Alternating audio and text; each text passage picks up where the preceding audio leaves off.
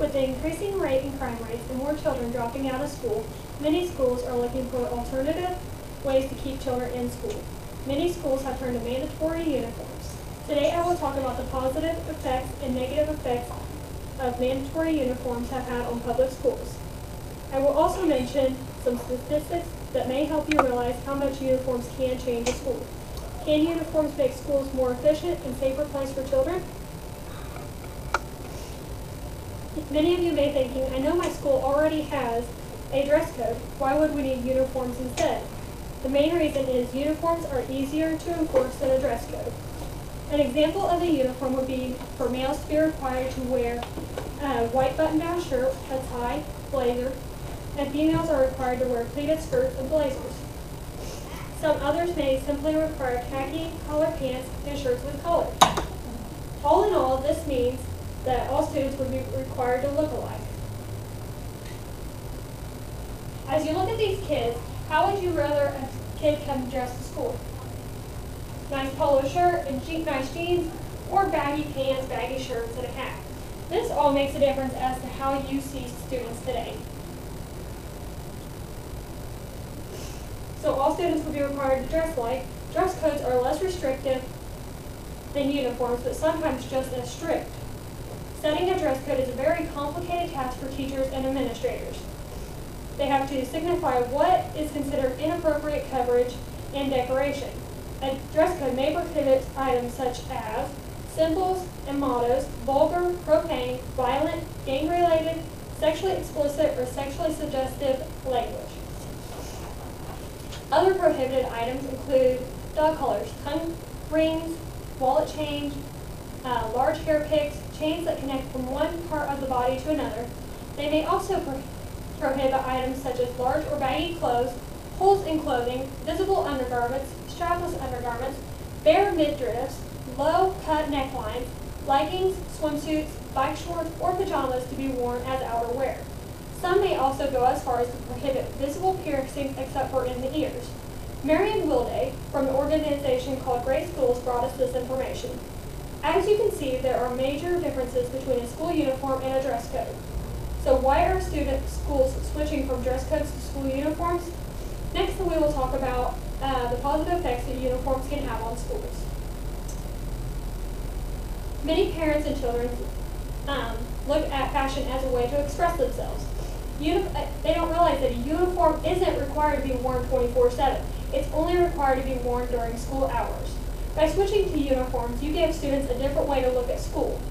Rhonda Thompson, an official from the middle school in Baltimore, Maryland, noticed a sense of seriousness about work after their switch to mandatory uniform policy. By implementing uniforms into a public school system, you are preventing gang colors and symbols in school, decreasing violence and theft due to name brand clothing or shoes, and instilling discipline among students. Reducing the need for administrators and teachers to be clothes police. They are constantly having to determine are shorts too short, pants too baggy, or if anything isn't, if any colors represent such things like gang collars or symbols.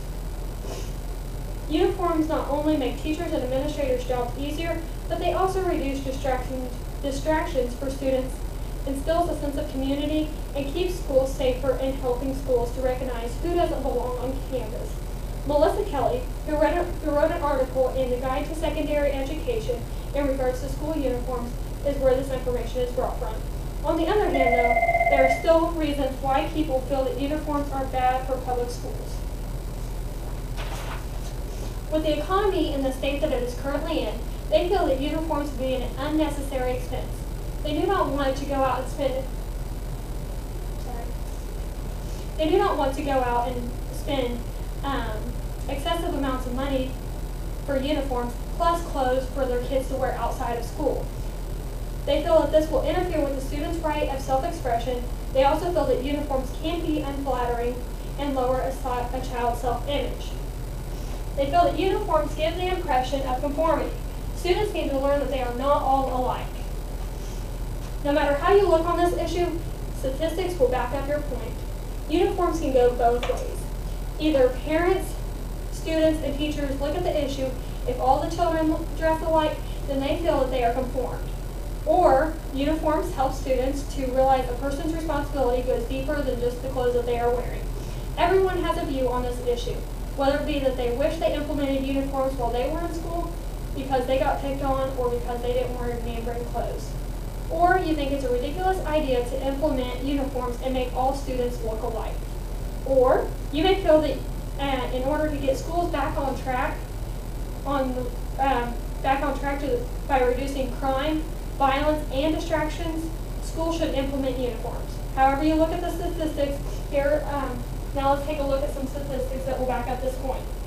A study that took place in Long Beach, California in September of 1999, after the mandatory switch to uniforms in 1995, brought us these statistics right here.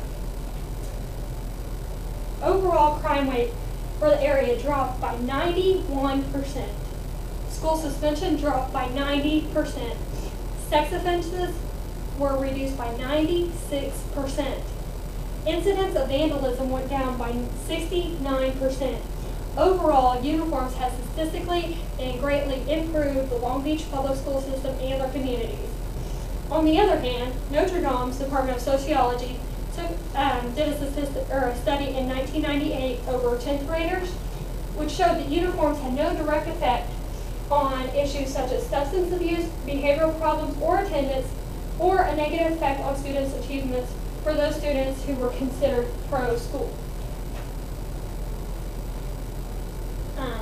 As you can see, it takes work and effort from not only the administrators to make schools better, they also need the help and support from parents and students to help them make schools a more efficient and safer place. The statistics that are up on the board were found in the October 2001 edition of the Education Bug, an article titled Public School Uniform Debate that was written by Charles Robinson. As I mentioned earlier, some people may think that uniforms are just a ridiculous idea. Others may feel that it's the best thing ever. For me, I was the one that wished that we had uniforms whenever I was in middle school and high school. I was the one who always got made fun of because my parents couldn't afford to buy me new clothes every year. That is why I chose this subject.